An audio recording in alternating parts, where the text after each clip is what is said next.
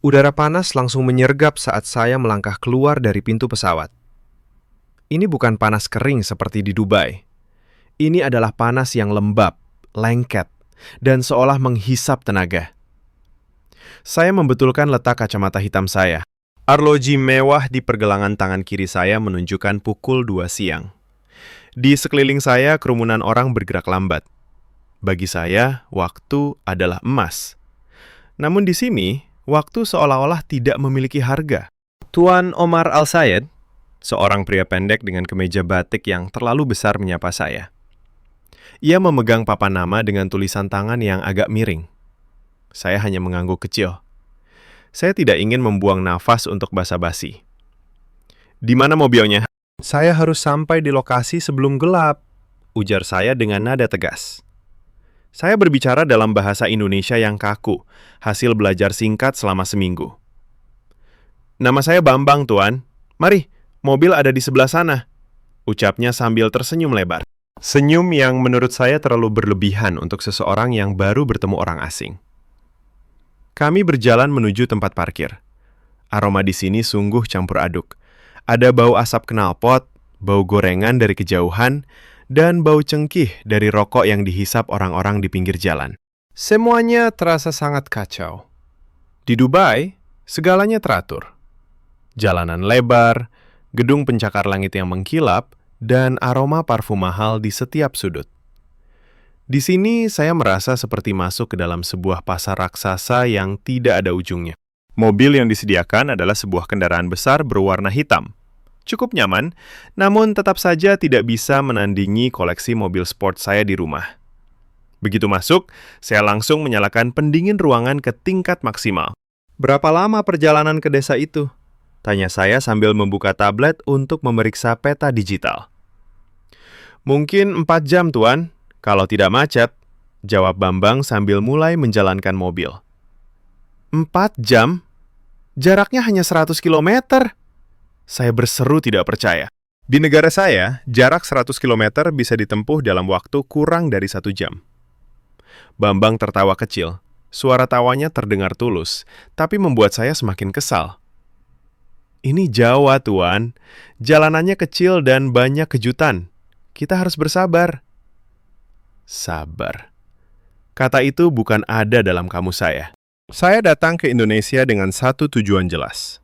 Membeli lahan murah di pedalaman Jawa Tengah, membangun tempat peristirahatan paling mewah, dan menjualnya kembali dengan harga berkali-kali lipat kepada rekan bisnis saya di Timur Tengah. Bagi saya, negara ini hanyalah sebuah peluang bisnis yang belum tergarap dengan baik. Infrastrukturnya buruk, birokrasinya lamban, dan orang-orangnya terlalu santai. Sepanjang perjalanan, mata saya tidak lepas dari jendela. Kami melewati kota-kota kecil yang padat. Sepeda motor menyalip dari kiri dan kanan tanpa aturan. Saya melihat anak-anak bermain di pinggir selokan yang airnya kecoklatan. Di sisi lain, ada deretan toko kecil yang menjual segala macam barang, mulai dari ban bekas hingga makanan ringan berwarna cerah. Lihat itu, Tuan. Bambang menunjuk ke arah sawah yang mulai terlihat di sisi jalan. Sangat hijau, bukan? Saya hanya melirik sekilas. Hanya hamparan rumput basah. Di Dubai, kami membangun pulau buatan dari nol. Itu baru luar biasa. Bambang terdiam sebentar, tapi senyumnya tidak hilang. Mungkin Tuan benar, tapi hijau di sini tumbuh dari hati bumi, bukan dari mesin pompa air. Saya mendengus. Orang ini mulai berbicara seperti penyair rendahan. Saya kembali fokus pada layar tablet saya. Saya sedang menghitung potensi keuntungan. Jutaan dolar bayangan menari di kepala saya. Saya tidak peduli dengan pemandangan hijau atau keramahan penduduk lokal. Saya hanya peduli pada hasil akhir. Namun, langit mulai berubah warna. Awan hitam tebal bergulung dari balik perbukitan yang kami tuju. Suara guruh terdengar samar di kejauhan, seolah-olah alam sedang memberikan peringatan. Akan hujan deras, kata Bambang dengan nada agak khawatir. Terus saja mengemudi. Saya tidak punya waktu untuk berhenti karena hujan. Perintah saya dingin. Saya tidak tahu bahwa beberapa jam ke depan, kesombongan saya akan diuji oleh kekuatan yang tidak bisa dibeli dengan lembaran uang dolar. Saya tidak tahu bahwa di balik lumpur yang saya benci, ada sesuatu yang akan mengubah cara saya melihat dunia selamanya. Hujan mulai turun. Awalnya hanya tetesan kecil, lalu dalam sekejap berubah menjadi tirai air yang sangat lebat. Jarak pandang menjadi sangat pendek. Wiper mobil bekerja keras menyapu air dari kaca depan. "Tuan, jalanan di depan mulai licin," Bambang memperingatkan. "Jangan banyak bicara, cepatlah sampai," balas saya tanpa mengalihkan pandangan dari ponsel saya yang mulai kehilangan sinyal. Tepat saat itu, saya merasakan mobil berguncang hebat. Suara gemuruh yang lebih keras dari guntur terdengar dari arah lereng di sebelah kanan kami. Tanah dan batu mulai meluncur turun. Dunia di depan saya tiba-tiba menjadi gelap dan penuh dengan lumpur. Suara hantaman keras terdengar di atap mobil. Jantung saya seolah melompat keluar dari dada. Bambang menginjak rem dengan paksa. Tubuh saya terlempar ke depan, tertahan oleh sabuk pengaman yang menyentak bahu. Di luar sana, dunia tampak seperti tumpah. Tanah merah, batu-batu sebesar kepalan tangan, dan ranting pohon meluncur turun dari lereng bukit, menutup jalanan tepat beberapa meter di depan moncong mobil kami. "Astagfirullah! Tuan, Anda tidak apa-apa?" teriak Bambang. Napasnya terengah-engah. Saya tidak menjawab. Telinga saya berdenging. Saya melihat ke jendela. Kaca mobil yang tadinya bersih kini tertutup percikan lumpur coklat pekat. Saya mencoba membuka pintu, tapi pintunya tertahan oleh gundukan tanah. "Buka pintunya, Bambang! Cepat!" perintah saya. Suara saya bergetar, meski saya mencoba tetap terlihat berkuasa. Bambang mendorong pintunya dengan bahu berkali-kali sampai akhirnya terbuka sedikit. Kami keluar dengan susah payah, dan kaki saya langsung tenggelam ke dalam lumpur setinggi mata kaki. Sepatu kulit buatan Italia yang harganya ribuan dolar itu kini hancur seketika. Saya mengumpat dalam hati. Bau tanah basah dan daun busuk menyeruak masuk ke hidung saya. "Lihat ini! Jalanan macam apa ini?" teriak saya sambil menunjuk ke arah longsoran yang menutupi seluruh badan jalan. Bagaimana mungkin negara ini membiarkan jalan utama menuju area investasi dalam kondisi sekacau ini? Bambang hanya diam. Ia sibuk memeriksa bagian bawah mobil. "Ban belakang kita terjebak, Tuan. Mesinnya juga mati karena air masuk ke sistem pembuangan. Kita tidak bisa bergerak." Saya mengambil ponsel satelit saya. Sial, awan tebal dan posisi kami di balik lembah membuat perangkat mahal itu tidak bisa menemukan sinyal. Saya melihat arloji. Waktu terus berjalan. Besok pagi, saya harus berada di bandara untuk terbang ke Jakarta, lalu menyambung penerbangan ke Dubai demi kesepakatan besar itu. Saya akan membayar siapapun yang bisa menarik mobil ini sekarang juga. Saya berteriak ke arah kegelapan. Beberapa saat kemudian, saya melihat cahaya lampu senter di kejauhan. Beberapa pria dengan sepatu bot karet dan jas hujan plastik murah mendekat. Wajah mereka terlihat tenang, kontras dengan kepanikan yang mulai merayap di dada saya. "Ada masalah, Pak?"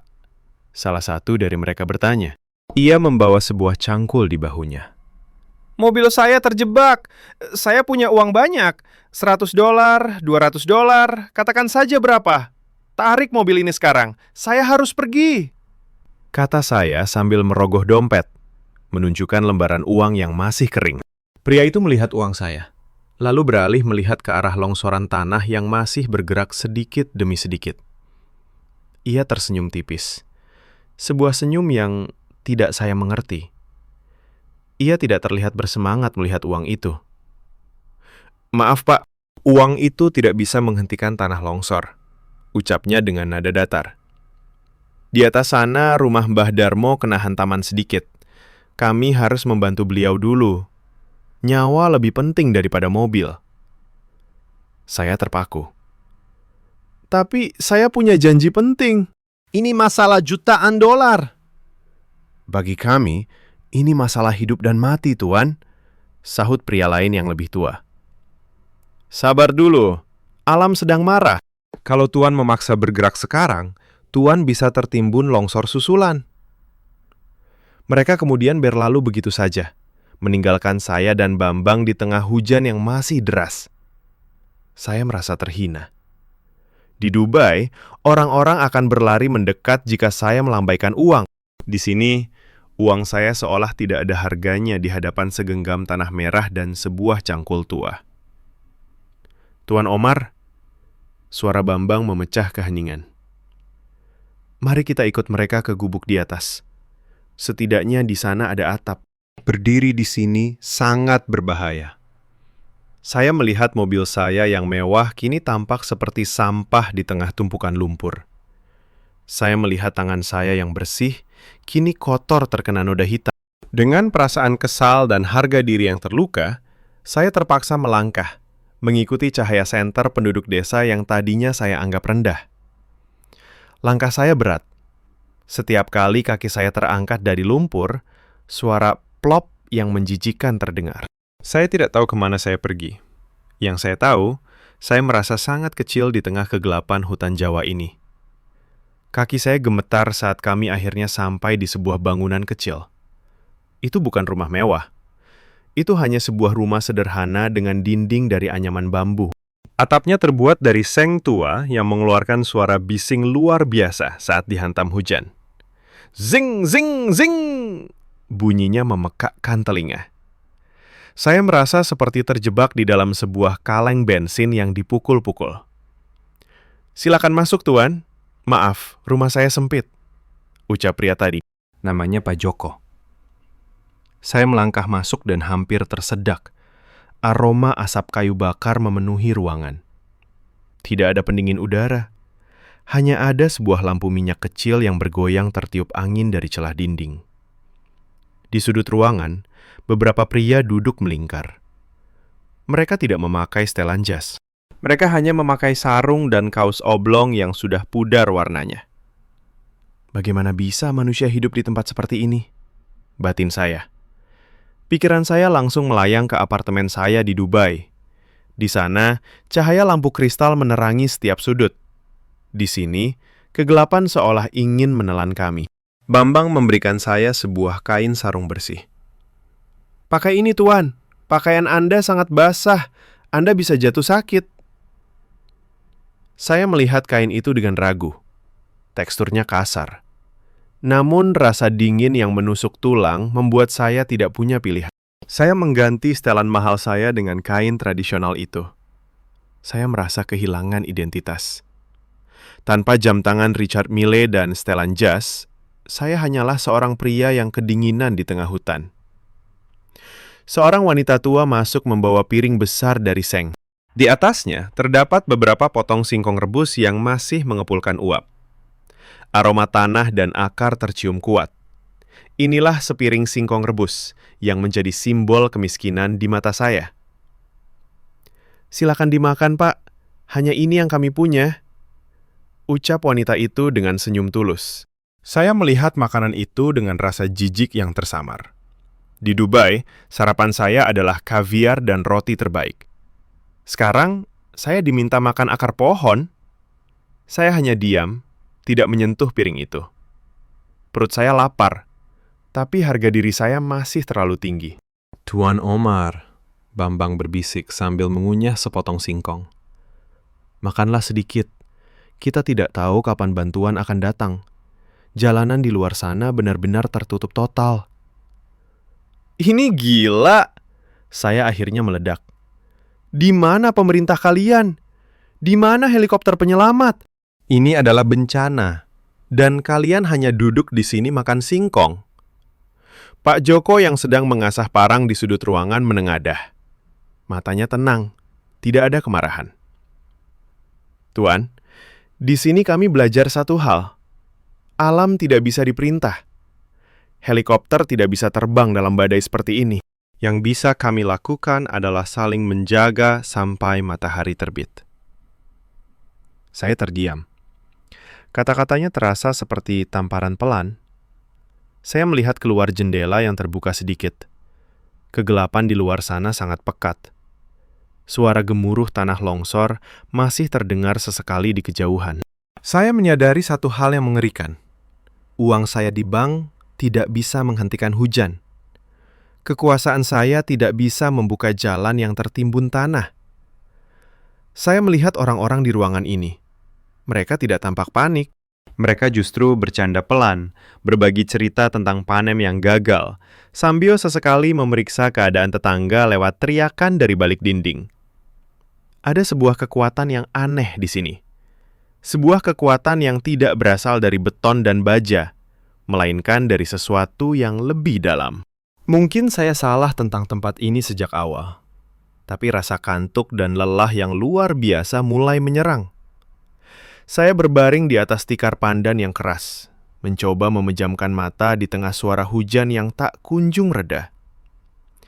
Cahaya fajar menyelinap melalui celah-celah dinding bambu.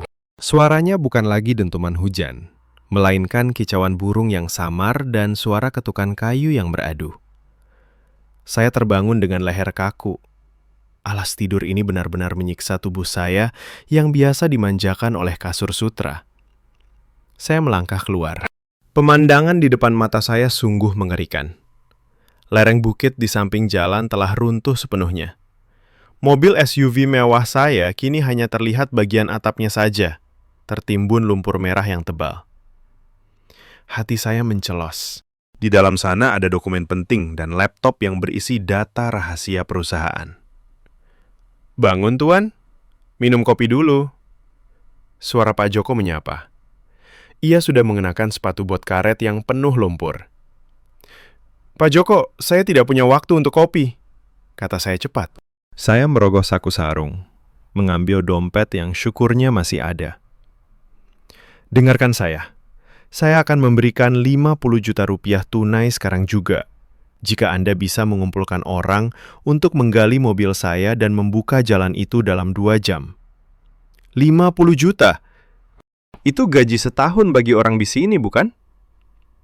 Pak Joko berhenti sejenak. Ia melihat dompet saya, lalu melihat ke arah jalan yang tertutup. Ia tidak tampak terkejut atau silau. Ia justru menghela napas panjang. "Tuan Omar, uang sebanyak itu sangat besar bagi kami. Tapi saat ini uang itu tidak bisa memegang sekop," ucapnya tenang. "Semua laki-laki di desa ini sedang berada di bawah, di rumah Mbah Darmo. Bagian dapur rumahnya ambruk tertimpa pohon besar. Kami harus mengeluarkan beliau dulu." "Tapi itu hanya satu orang tua," seru saya, frustrasi. "Mobil saya berisi masa depan perusahaan saya. Saya bisa membangun 10 rumah untuk wanita tua itu nanti. Tapi sekarang saya butuh jalan ini terbuka." Pak Joko menatap saya dengan tatapan yang tajam, namun tidak kasar. "Di sini, Tuan, kami tidak menunggu satu orang kaya untuk membangunkan rumah. Kami membangunnya bersama-sama sekarang juga. Itulah yang kami sebut gotong royong. Jika kami meninggalkan tetangga yang terjepit demi uang Tuan, maka besok saat kami yang tertimpa musibah, tidak akan ada tangan yang mau membantu kami." Saya terdiam, merasa sangat bodoh dan egois. Di Dubai, jika ada masalah, kami memanggil jasa profesional. Kami membayar premi asuransi. Kami mengandalkan sistem. Di sini, sistemnya adalah manusia itu sendiri. Saya mengikuti Pak Joko berjalan ke arah kerumunan penduduk. Saya melihat pemandangan yang belum pernah saya lihat seumur hidup. Tanpa ada perintah dari penguasa, tanpa ada bayaran, puluhan pria bekerja dalam lumpur.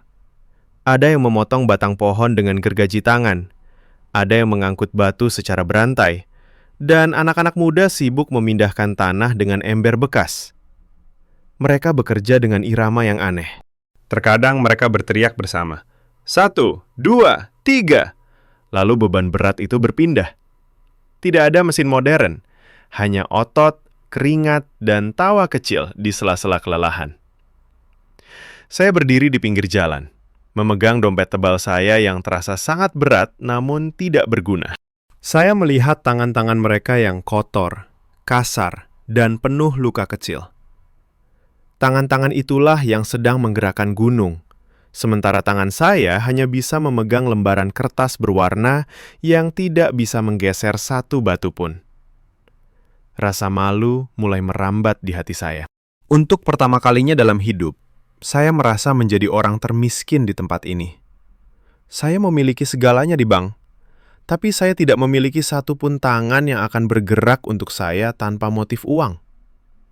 Tuan, Bambang mendekat. Wajahnya juga penuh lumpur.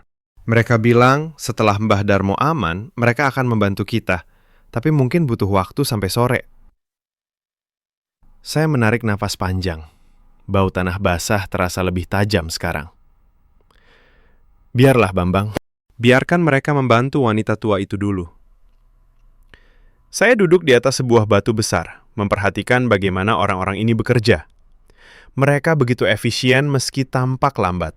Saya mulai menyadari bahwa efisiensi tidak selalu tentang kecepatan mesin, tapi tentang bagaimana setiap jiwa bergerak searah tanpa ada yang tertinggal. Perut saya berbunyi nyaring.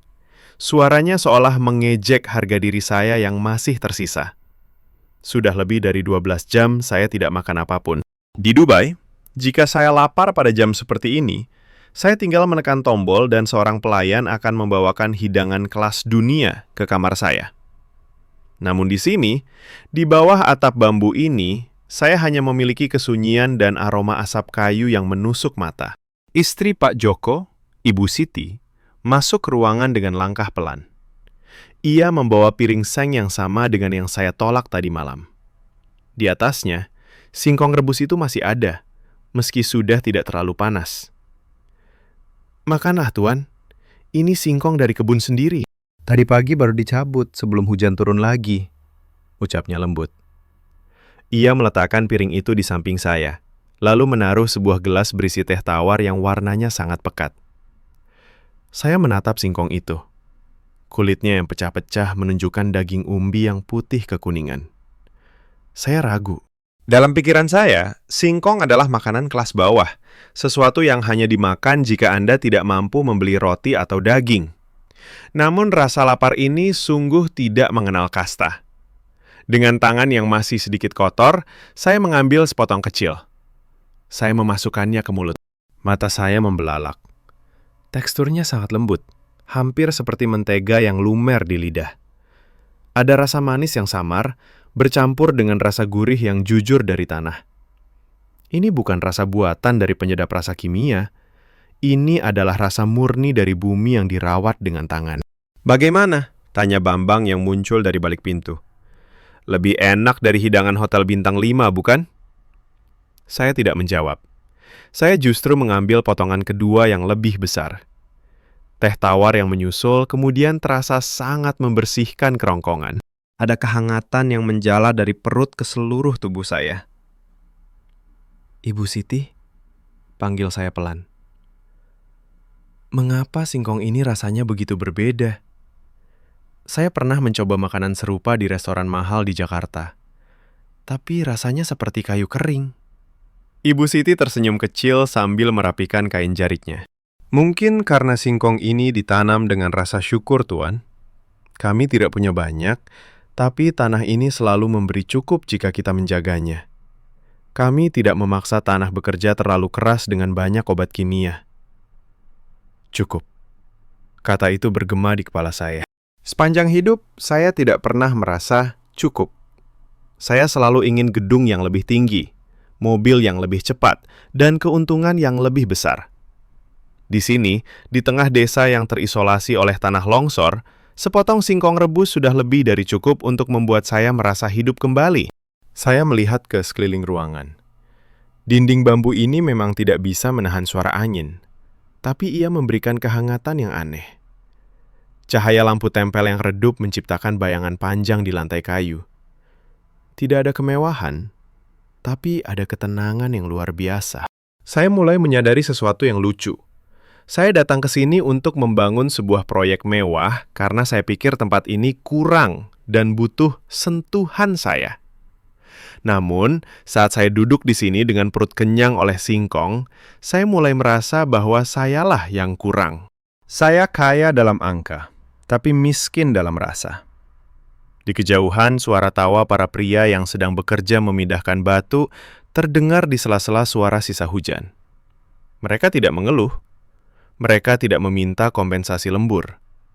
Mereka hanya bekerja karena itulah yang harus dilakukan. Tuan Omar, Bambang duduk di samping saya. Pak Joko bilang setelah Mbah Darmo aman, mereka akan mengadakan doa bersama. Sebuah syukuran karena tidak ada korban jiwa dalam longsor ini. Anda ingin ikut? Saya melihat tangan saya yang kini memegang potongan singkong terakhir. Saya mengangguk pelan. Ya, saya ingin ikut. Harga diri saya yang kaku mulai melunak, persis seperti singkong rebus di dalam mulut saya. Sore harinya hujan benar-benar berhenti, meninggalkan aroma tanah yang segar namun berat. Saya berjalan menuju lokasi longsor utama bersama Bambang.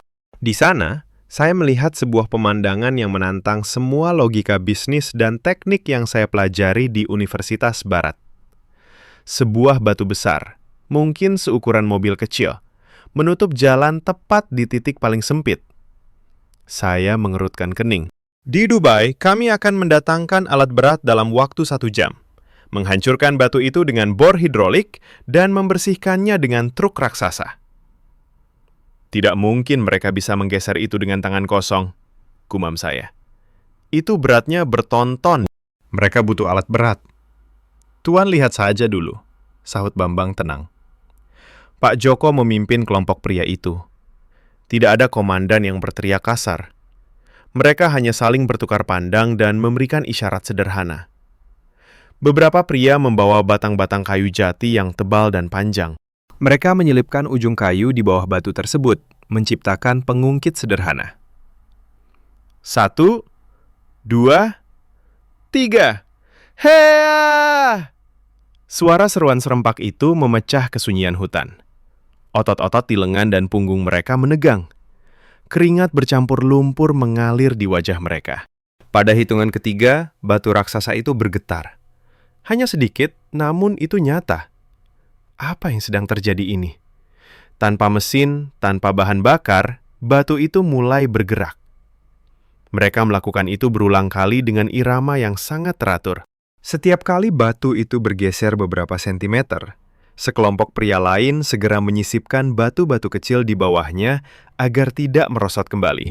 Ini adalah sebuah koreografi kerja yang sangat efisien.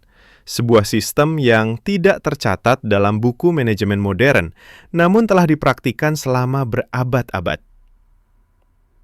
Mungkin saya salah paham sejak awal, bisik saya pada diri sendiri.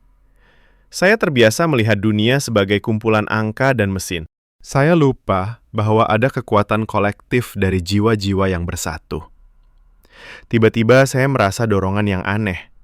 Saya tidak ingin lagi hanya menjadi penonton yang memegang dompet. Saya melangkah maju ke arah lumpur, melepaskan kain sarung saya, dan hanya menyisakan celana kain yang sudah sobek. Tuan Omar, apa yang Anda lakukan? Bambang terkejut. Saya ingin membantu, jawab saya singkat.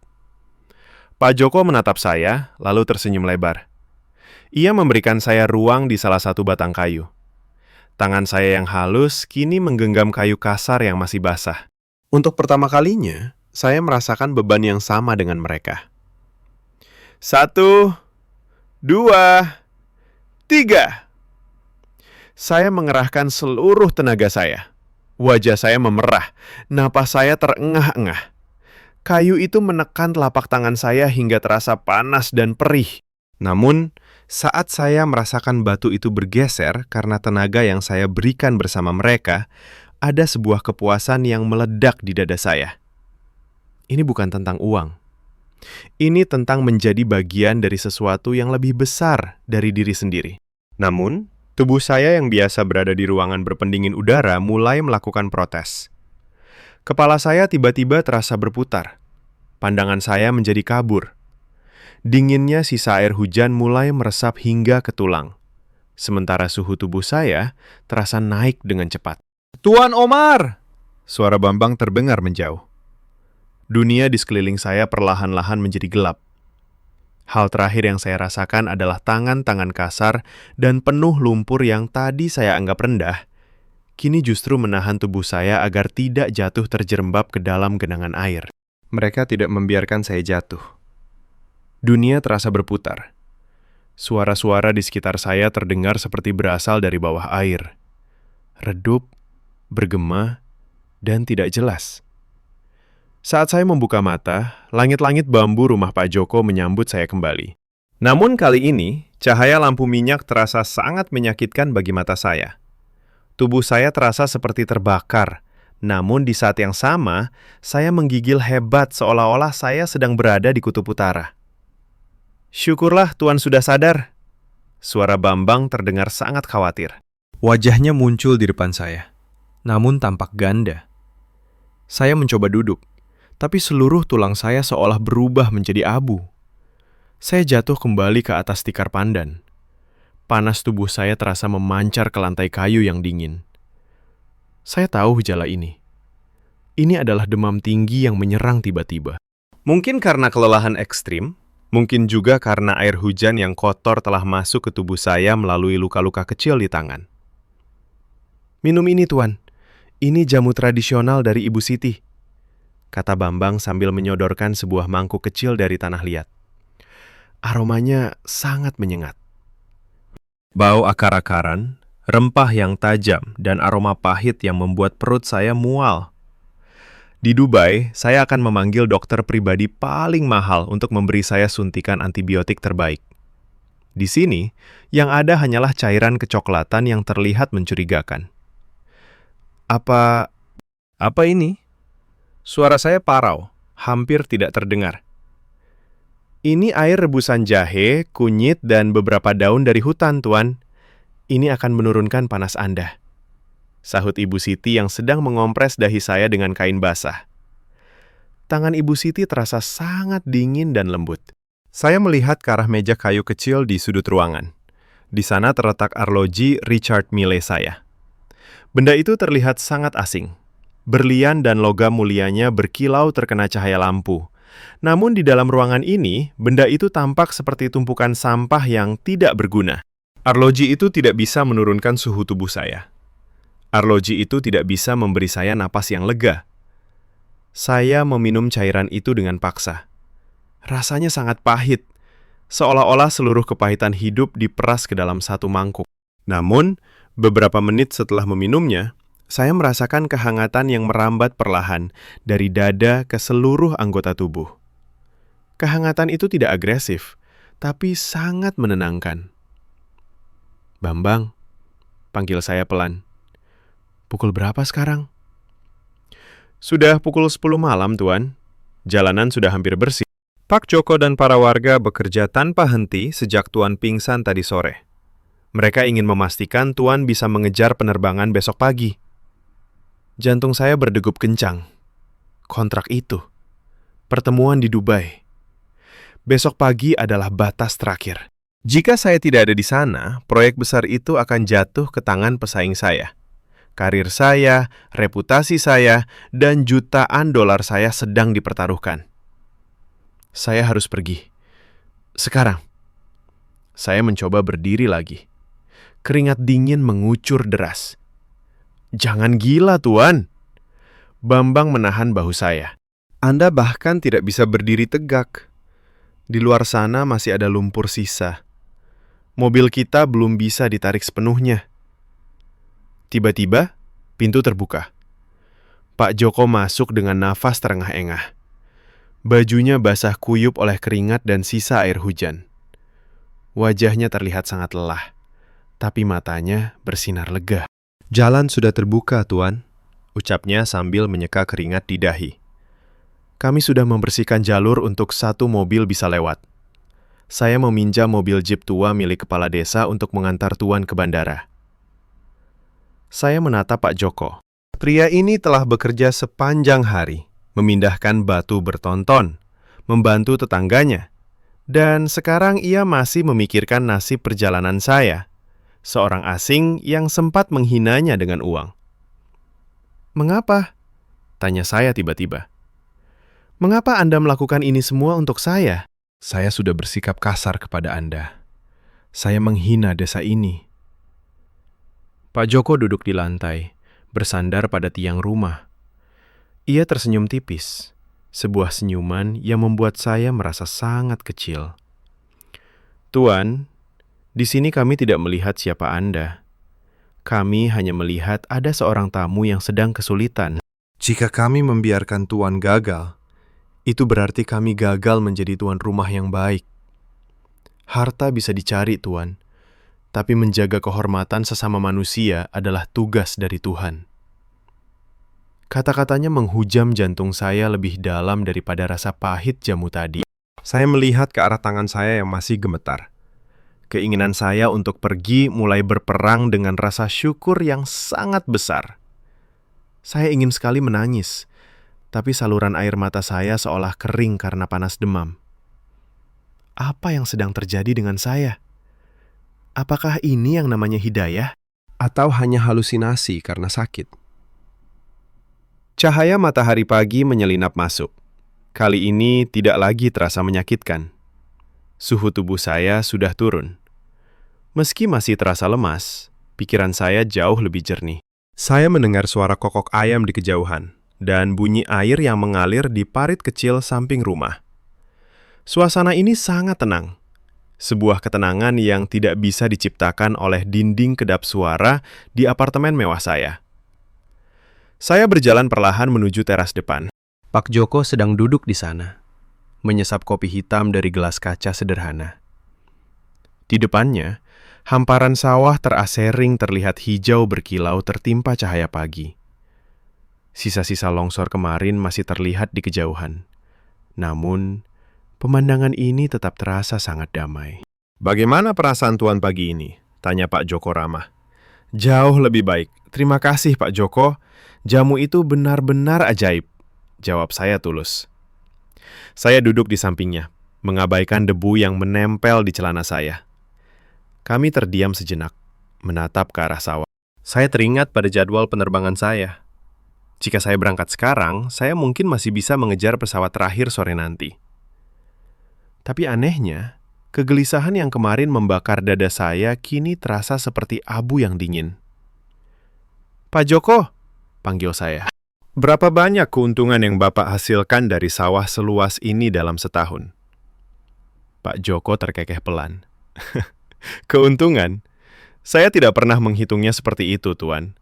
Hasil panen ini cukup untuk makan keluarga saya setahun. Sebagian dijual untuk biaya sekolah anak-anak dan memperbaiki atap jika bocor. Selebihnya kami berbagi dengan tetangga yang hasil panennya kurang baik." "Hanya itu? Anda tidak ingin memperluas lahan? Membeli mesin modern atau membangun rumah yang lebih besar?" tanya saya. Pola pikir pengusaha saya kembali muncul secara otomatis. Pak Joko menatap sawahnya dengan pandangan penuh kasih. "Tuan, di sini kami punya prinsip cukup. Jika perut sudah kenyang, anak bisa sekolah, dan kami bisa tidur nyenyak tanpa merasa terancam oleh siapapun, itu sudah lebih dari cukup. Untuk apa mengejar sesuatu yang tidak ada habisnya jika kita kehilangan waktu untuk bersyukur?" Mungkin saya salah paham sejak awal. Selama ini saya mengira kemiskinan adalah masalah yang harus saya selesaikan dengan proyek-proyek saya. Saya pikir mereka menderita karena tidak memiliki gedung tinggi atau pusat perbelanjaan. Ternyata, merekalah yang memiliki apa yang selama ini saya cari dengan susah payah. Kedamaian jiwa. Saya melihat ke arah tangan Pak Joko. Tangannya kasar, penuh dengan guratan-guratan hitam sisa kerja keras. Namun, tangan itu tidak pernah gemetar karena tekanan target perusahaan. Tangan itu stabil karena ia tahu persis untuk apa ia bekerja. "Di tempat saya tinggal," kata saya dengan nada rendah, "kami punya segalanya. Tapi kami selalu merasa kurang. Kami bekerja sangat keras hanya untuk membeli barang-barang yang sebenarnya tidak kami butuhkan. Hanya untuk membuat orang yang tidak kami sukai merasa terkesan." Pak Joko mengangguk pelan. "Mengejar dunia itu seperti minum air laut, Tuan. Semakin banyak diminum, semakin haus kita terasa." Saya menarik napas panjang, menghirup udara pegunungan yang segar. Untuk pertama kalinya dalam bertahun-tahun, saya tidak merasakan sesak di dada. Saya menyadari bahwa perjalanan ini bukan tentang sebuah proyek real estate. Perjalanan ini adalah tentang meruntuhkan tembok kesombongan di dalam hati saya sendiri. Masya Allah, luar biasa sekali cara hidup mereka. Mereka tidak memiliki banyak hal, namun mereka memiliki segalanya. Saya datang ke sini dengan niat mengubah hidup mereka. Namun ternyata merekalah yang telah mengubah hidup saya. Suara mesin jeep tua menderu keras di depan rumah Pak Joko. Asap tipis keluar dari knalpotnya yang sudah berkarat. Bambang sedang memasukkan tas saya ke dalam bagasi belakang. Semuanya sudah siap. Jalanan sudah cukup aman untuk dilewati kendaraan tangguh seperti jeep ini. Saya berdiri di ambang pintu, menatap setelan jas saya yang sudah kering tapi penuh noda tanah. Saya memutuskan untuk tidak memakainya. Saya memilih tetap mengenakan kemeja katun biasa yang saya beli di bandara. Jas itu tidak lagi terasa penting. "Tuan Omar, kita harus berangkat sekarang agar tidak tertinggal pesawat," kata Bambang mengingatkan. Saya mengeluarkan ponsel saya. Sinyal sudah kembali meski hanya 1 garis. Ada puluhan panggilan tidak terjawab dari asisten saya di Dubai dan rekan bisnis saya. Saya menarik napas panjang, lalu mengirim 1 pesan singkat. Saya mengalami kendala alam. Jadwal ulang pertemuan untuk minggu depan. Jika mereka tidak bisa menunggu, batalkan saja kesepakatannya. Bambang menatap saya dengan tidak percaya. "Tuan, itu kontrak jutaan dolar." Saya tersenyum kecil. "Uang itu bisa menunggu, Bambang. Tapi apa yang saya pelajari di sini tidak bisa ditunda." Saya berjalan mendekati Pak Joko dan Ibu Siti. Saya merogoh saku, mengeluarkan sebuah amplop tebal. Di dalamnya ada uang tunai dalam jumlah yang sangat besar. Cukup untuk membangun 5 rumah baru di desa ini. Namun, saat saya melihat mata Pak Joko yang jernih, saya ragu. Saya teringat kata-katanya tentang kehormatan. Saya menarik tangan Pak Joko dan meletakkan amplop itu di sana. Pak Joko mulai menggelengkan kepala, hendak menolak. "Tolong, Pak," potong saya cepat sebelum ia sempat bicara. "Ini bukan pembayaran untuk bantuan Anda. Saya tahu bantuan Anda tidak bisa dibeli. Ini adalah titipan dari saya untuk sekolah di desa ini. Saya ingin anak-anak di sini tetap bisa sekolah dengan tenang meski hujan badai datang." Pak Joko menatap amplop itu, lalu menatap saya cukup lama. Akhirnya ia mengangguk pelan. Ia tidak membungkuk berlebihan. Ia hanya menjabat tangan saya dengan sangat erat. Tangan yang kasar itu kini terasa sangat hangat di kulit saya. "Terima kasih, Tuan. Semoga Tuhan membalas kebaikan hati Tuan," ucapnya dengan suara rendah namun berwibawa. Ibu Siti melangkah maju dan memberikan saya sebuah bungkusan kecil yang dibalut daun pisang. "Ini singkong rebus untuk di jalan, Tuan, supaya Tuan tidak lapar." Saya menerima bungkusan yang masih hangat itu. Baunya sangat harum. Saya merasa lebih dihargai dengan bungkusan singkong ini daripada saat saya menerima plakat emas di acara penghargaan bisnis tahun lalu. "Terima kasih, Ibu. Terima kasih untuk semuanya," kata saya. Suara saya agak bergetar. Saya naik ke atas jeep. Saat mobil mulai bergerak perlahan meninggalkan halaman rumah, saya menoleh ke belakang. Pak Joko dan Ibu Siti berdiri di depan rumah bambu mereka, melambaikan tangan sampai mobil kami hilang di tikungan jalan. Apa yang sedang terjadi ini? Saya datang ke sini sebagai seorang penguasa yang ingin menaklukkan alam dan manusia. Sekarang, saya pergi sebagai seorang murid yang baru saja belajar tentang arti kehidupan yang sesungguhnya. Mungkin saya salah paham sejak awal tentang apa itu kesuksesan. Kesuksesan bukan tentang berapa banyak orang yang bekerja untuk Anda, tapi tentang berapa banyak orang yang bersedia membantu Anda saat Anda tidak punya apa-apa lagi untuk diberikan. Jeep tua itu berguncang melewati jalanan yang masih penuh sisa lumpur. Namun, di dalam hati saya, semuanya terasa sangat mulus dan tenang. 1 minggu telah berlalu sejak saya meninggalkan desa itu. Sekarang, saya berdiri di lantai 50 gedung kantor saya di Dubai. Di depan saya, dinding kaca raksasa menampilkan pemandangan kota yang paling ambisius di dunia. Menara-menara perak mencakar langit. Mobil-mobil sport berlari cepat di jalanan yang mulus sempurna. Semuanya berkilau. Semuanya tampak tanpa cacat. Namun, Entah mengapa, saya merasa ada yang hilang. Asisten saya masuk ke ruangan dengan wajah gugup. Ia membawa tumpukan dokumen. Tuan Omar, para investor dari proyek Jawa Tengah sudah menunggu di ruang rapat. Mereka sangat marah karena Tuan menunda pertemuan kemarin. Mereka ingin penjelasan. Saya menatap tangan saya. Tangan saya sudah bersih sekarang. Tidak ada lagi sisa tanah merah atau luka lecet akibat kayu jati. Namun, saat saya menutup mata, saya masih bisa merasakan beban batu besar itu. Saya masih bisa mendengar suara seruan 1, 2, 3 yang menggetarkan dada. Biarkan mereka menunggu, ucap saya pelan. Tapi Tuan, kesepakatan ini bernilai jutaan dolar. Jika kita tidak menandatanganinya sekarang, mereka akan pergi ke pengembang lain. Asisten saya mencoba mendesak. Saya berbalik dan menatapnya. Ia tampak terkejut melihat ekspresi wajah saya. Mungkin karena saya tidak lagi terlihat seperti singa yang siap menerkam.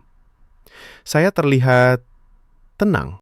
Sampaikan kepada mereka, proyek resort mewah itu dibatalkan, kata saya tegas. Saya tidak akan membangun tembok beton di atas sawah mereka. Saya tidak akan merusak kedamaian mereka hanya untuk membangun kolam renang pribadi bagi orang-orang kaya. Apa? Lalu apa yang akan kita lakukan dengan lahan itu? Kita akan membangun sesuatu yang berbeda. Kita akan membangun sebuah lembaga pendidikan pertanian dan sistem pengairan mandiri. Kita akan bekerja sama dengan penduduk lokal, bukan sebagai atasan dan bawahan, tapi sebagai mitra. Kita akan menggunakan prinsip mereka, gotong royong. Asisten saya terdiam. Ia tampak bingung, seolah-olah saya baru saja berbicara dalam bahasa asing yang tidak ia pahami.